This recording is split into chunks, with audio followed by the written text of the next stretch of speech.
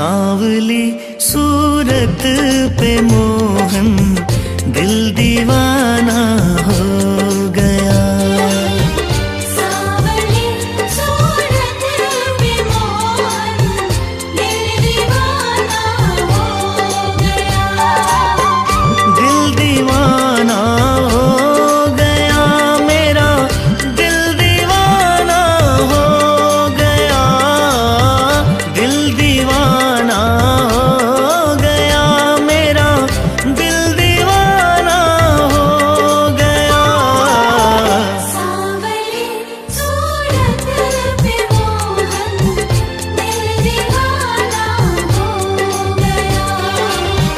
सांवली सूरत पे मोहन दिल दीवाना